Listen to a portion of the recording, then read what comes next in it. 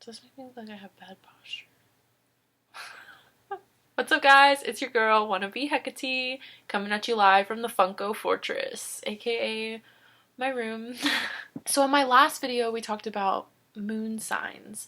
And I told you guys that if you didn't know your moon sign, you could use your birth date, the time, and the town that you were born in to get your birth chart. And some of you might have been like, okay, well, what the heck is a birth chart? And that is what we're going to talk about today. There are a lot of different components that make up a birth chart, but today we're just going to cover the two most basic ones, which are houses and planets. A birth chart is basically a map of where the planets were at the exact time of your birth, down to the minute. And it's going to be where they were in the sky relative to where you were on Earth. I drew a very crude mock-up of my own birth chart that you can kind of see here. It's a very bad circle. I don't have one of those things that you can draw perfect circles with that we used in geometry class. So basically, these 12 sections are going to be called the houses, and then these little symbols that you see in here are going to be the planets. Now, each house is going to represent a different area of your life. So depending on what planets you have in certain houses, they're going to affect those different areas of your life in certain ways. I don't want these videos to be too terribly long, so I'm going to do one video on the houses, and then I'm going to do another video on the planets, and I'm going to post them at the same time. The first house is going to be your house of self. This house is going to represent your outward behavior, your mannerisms, how you present yourself. It can also indicate some of your physical characteristics. In some circumstances, it won't be like that in everybody's birth chart, but in some people's it'll say like, oh, you know, you have red hair or you're pale. The first house is also going to correlate with your rising sign. Your rising sign is going to be the sign that rules your first house. And your rising sign is the sign that was coming up over the horizon at the time that you were born. Your second house is going to be the house of money and possessions. What you own in life, what you acquire throughout your life, just your financial prospects in general, how you feel about money, if you even care about money. Your second house can also indicate what activities could be a good source of income for you. The third house is going to be the house of communication.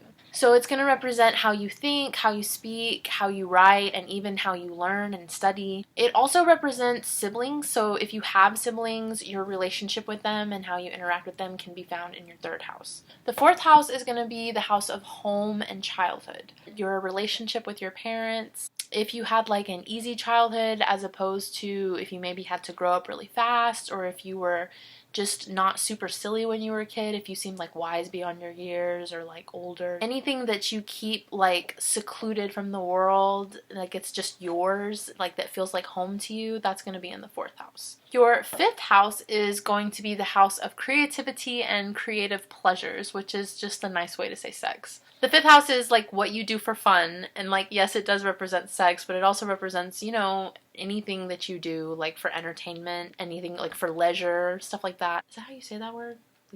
Leisure? Leisure? The fifth house will also rule like how your creative energies flow. It also rules over like anything that you just immediately give affection to. The sixth house is going to be the house of service and health. So that'll represent like how you work with other people, how selfish or unselfish you can be, how willing you are to like work for others versus like working for yourself, how you balance those two. We're about to get into where all my planets are.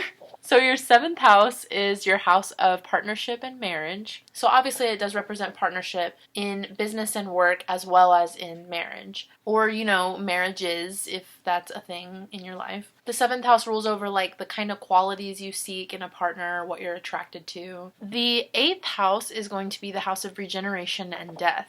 It rules over like psychic powers, occult studies, and like weird taboo things. It represents legacies or what you inherit. It can in some circumstances indicate conditions surrounding your death, but it won't be like that in everyone's chart, it's just in some people's. The ninth house is going to be the house of higher education and mental exploration. So it represents like what you're into, what you choose to study and like devote your time to. It can also indicate whether you travel a lot and like meet a lot of people like abroad. The The ninth house is all about like how you expand your way of thinking and how you expand your world, or if you don't do that and if you follow a more traditional and conservative path. The 10th house is the house of career and public image. So the 10th house is going to tell you about like your profession, your status in the community, in what esteem others hold you, or like how you accept responsibility. The 10th house can also influence your material success. The 11th house is your house of friends, hopes, and wishes. The 11th house will represent like your involvement with groups, your ability to enjoy other people if you like to make friends or if you like to just keep to yourself. The 12th and final house is going to be the house of secrets and self-undoing. This is also called the house of karma or spiritual debt. It's a little like mysterious. Some people say that like the results of your past lives and past actions will lie in your 12th house.